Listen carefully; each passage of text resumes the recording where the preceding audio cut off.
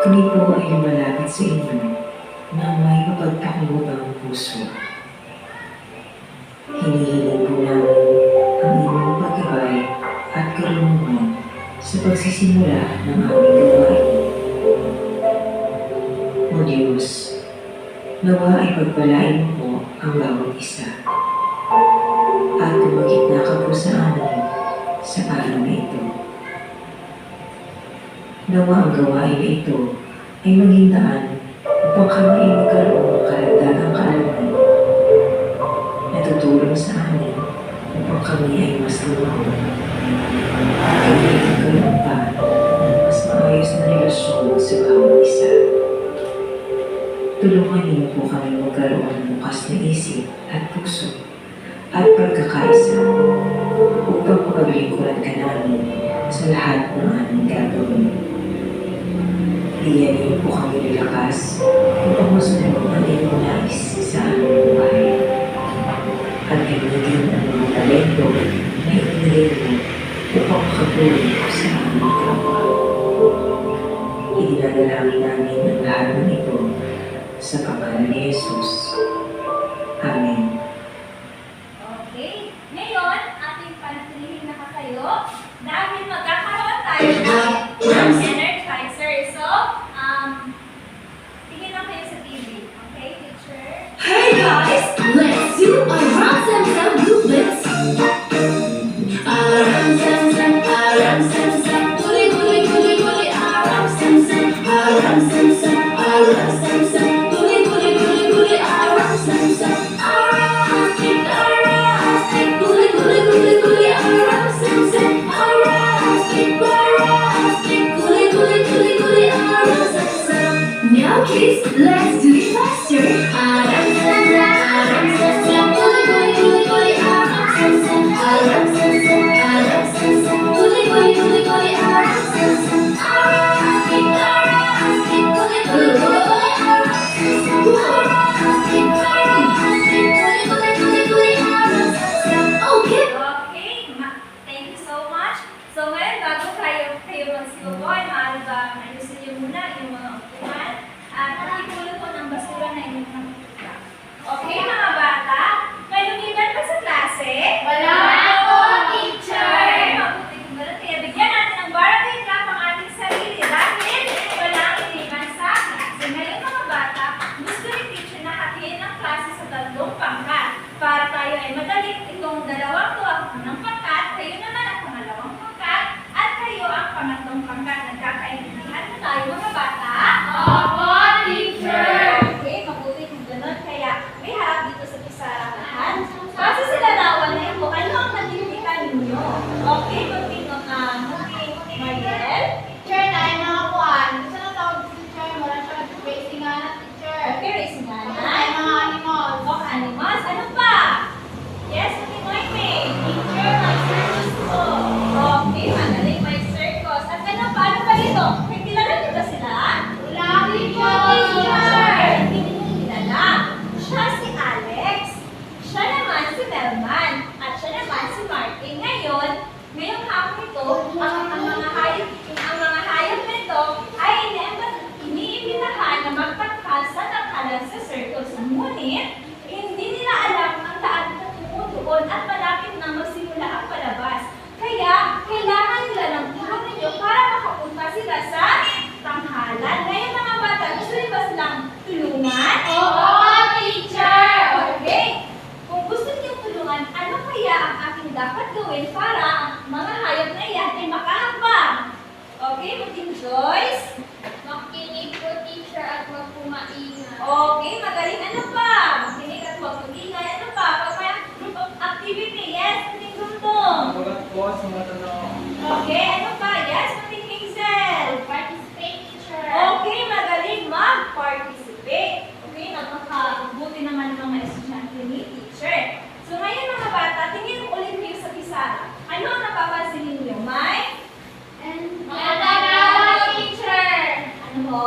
And mga larawan, teacher. Okay, mga larawan. Ano ang mga larawan? Yes, maging Joyce.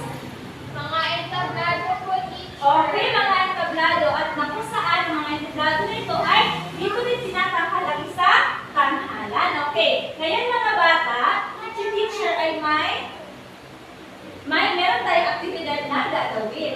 At ang unang bago ang lahat mga bata, sino ba dito ang nakapanood ng Cinderella, ng Snow White, at ng Frozen? Kami! Maganda ba ang palabas mga bata?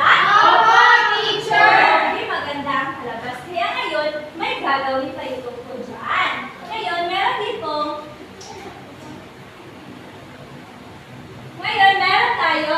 teacher dito mga larawan na kung saan ang bawat grupo ay inaatasan na kumuha kayo ng picture o ng larawan dyan base sa ina-assign ni teacher na na pelikula. Halimbawa, ang unang pangkat ay para sa Cinderella, ang pangalawang pangkat naman ang sa Snow White, at ang pangatlong pangkat naman ay sa Frozen. Ang gagawin ninyo ay kunin ninyo ang larawan na kung saan naka-assign sa inyo at idikit ninyo sa pisara. Na intindihan ba?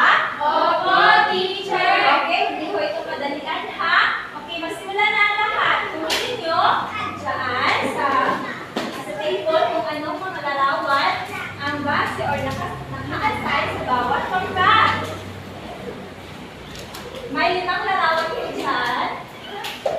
Okay, galing.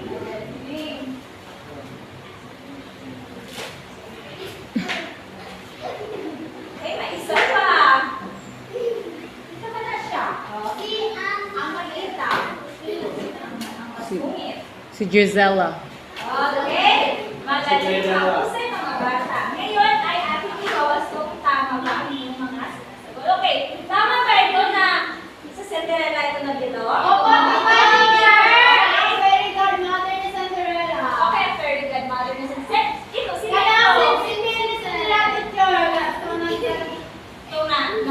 okay, yung larawan ni Cinderella. How about this one? Yung stepsister niya. At ito? Stepbrother. Okay, very good. Kaya ako nakuha na 5 puntos. Okay, teacher, nakakabagay na. Okay, dito naman tayo sa pangalawa, ang Snow White. Sino? Ano ba yun? Dwarfs. Mga dwarfs. Okay, mga dwarfs. At ito? Yung witch. Yung witch yung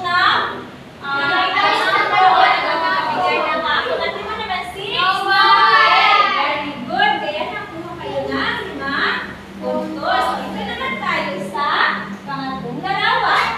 Sino kaya ito? Si Christopher. Christoph? Si Elsa. Si Anna.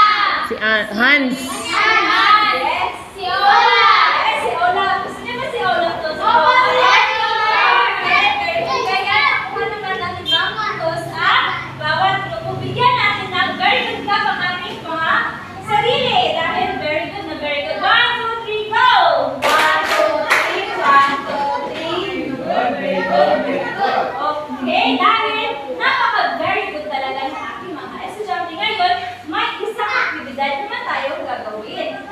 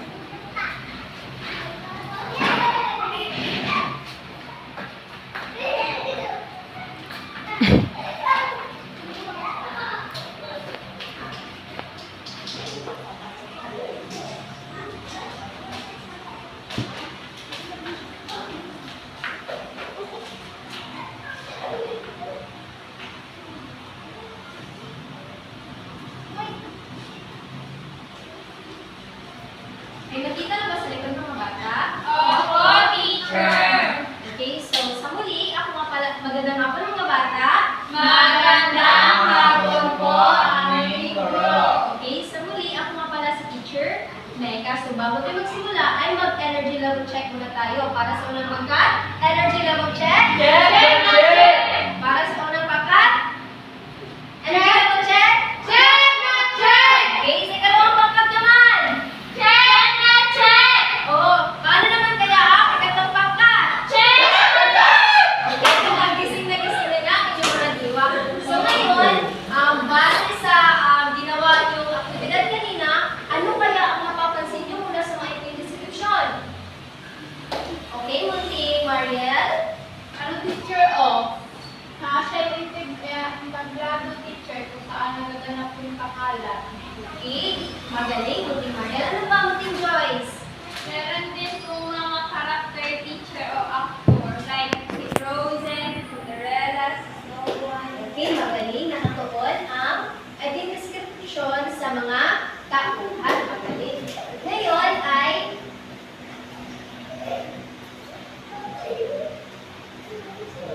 okay, sa tingin ninyo, ano kaya ang mga magiging elemento ng Dorothy at Laura, Ibong Adarna at Nolimitang Tere? Opo, teacher. Ay, Munting Joyce. Ang mga elemento po ng iyong nabanggit is script, actor, tanghalan, at director. Okay, malalaman natin kung tama ba yung kasagutan. Okay, so, dako na tayo sa ating formal na aralin. Ang ating tatalakayan ngayon ay tungkol sa dula. Okay, pakibasa lahat mga bata. Dula, isang akdang pangpanitikan na ang layunin ay itanghal sa pamamagitan ng pananalita, kilos at galaw sa kaisipan ng may akda. Okay, ibig sabihin nila ng isang dula, ito ay ang mga akdang pampanitikan na ang layunin ay itanghal sa pamamagitan ng pananalita, kilos at galaw sa kaisipan ng may akda. Ang dula ay tinatanghal sa entablado o tanghalan. Naiintindihan ba mga magdula, mga bata? Opo, teacher. Well, ang dula ay merong mga elemento. Pag sinabi natin elemento, ito ay ang mga bahagi ng isang dula. Una dito ay ang script o nakasulat sa dula. Sino ang gustong bumasa? Okay, Munting Noemi, pakibasa ng una. Script o nakasulat sa dula. Pinakaluluwa ng isang dula. Walang dula kapag wala ito. Okay, ito daw ay isang pinakaluluwa ng isang dula. Ibig sabihin ng pinakaluluwa ay walang buhay ang isang dula kung walang Script! naiintindihan na ba kung anong script? Opo, teacher. Ano ang script? Yung flow po ng nakasulat. Pinakaluluwa ng isang dula. Ito ang nakasulat sa dula. Ikalawa naman, sino ang gustong bumasa? Okay, Munting Hazel. Actor, sila ang nagsasabuhay sa tauhan sa script. Maliwanag lang ba mga bata? Opo, teacher. Ibig sabihin sila ang gumagawa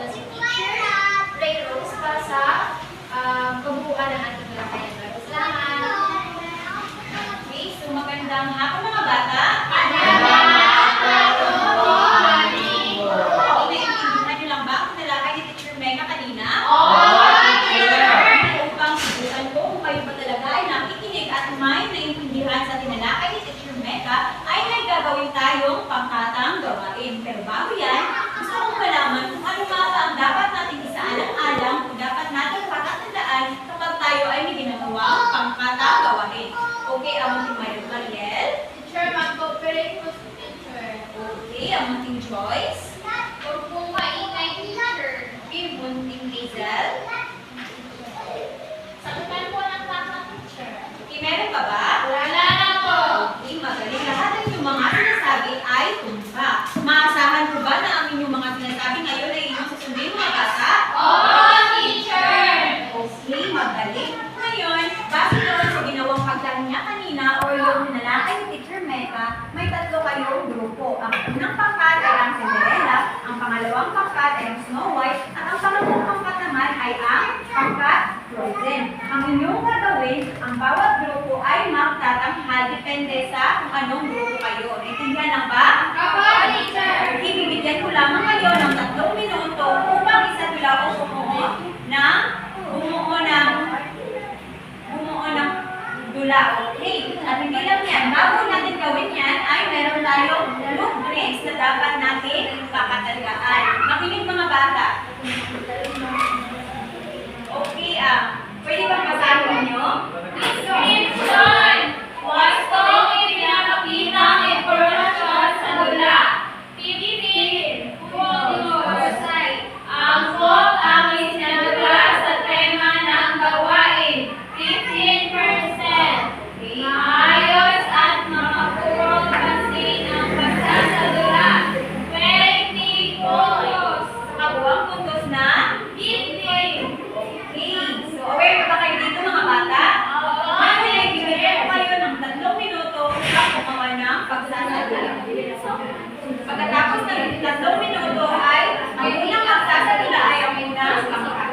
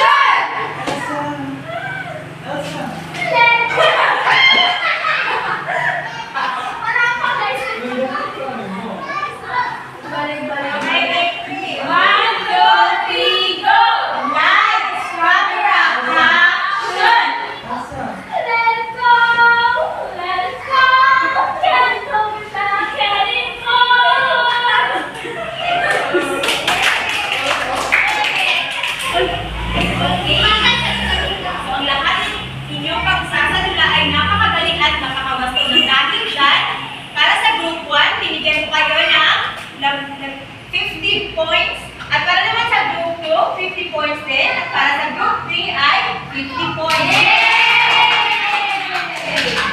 Ngayon, ay meron naman tayong gagawing aktibidad. Bago yan, gusto ko munang basahin natin kung ano ang panuto. Okay, basahin natin lahat. Lagyan ng check kung ang sumusunod ay bahagi ng elemento ng bula. At tingin naman kapag hindi. Okay, sulat mo lang sa inyong mga papel ang inyong mga kasagutan. Pagkatapos niyan ay magtatawag ako ng estudyante na pupunta dito sa harap upang ilagay ang kanilang mga sagot. Tapos na ba mga bata? Opo, teacher! Okay, basahin natin ang unang Teacher, ako sa number 1. bilang. Okay, Script o nakasulat sa bula. so ano, check ba or ilagay mo dito, Mariel? Teacher, number 2. Okay, muting choice para sa pangalawang bilang. Gumaganap na aktor. Check, teacher. Okay, lagay mo lang yung sagot. Sa pangatlo, sino gusto sumagot? Okay, muting Noemi. Simula. Wrong, teacher. Okay. Sa pang-apat, okay, muting Adrian. Okay, sa pang-lima, muting Hazel. At sa pang-anim ay si muting Saida. The seven, teacher. 7, muting Mariel. 8, teacher. 8, muting Joyce. 9, muting Noemi. At 10, muting Saida.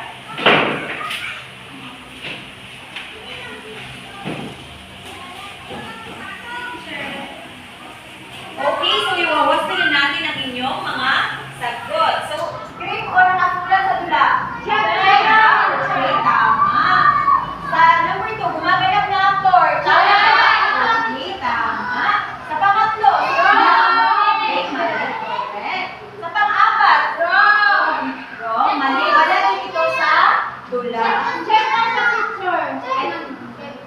Sa pang-lima, Wrong. okay, tama.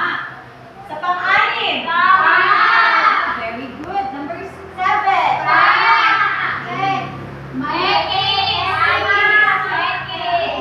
correct. Number 9, tama. Correct. Yes. So, meron wala po sa inyo dito na okay. Ngayon mga bata ay meron tayong takdang aralin na sasagutan niyo at ipapasa niyo ngayong next meeting natin. Okay, so basahin muna natin mga bata.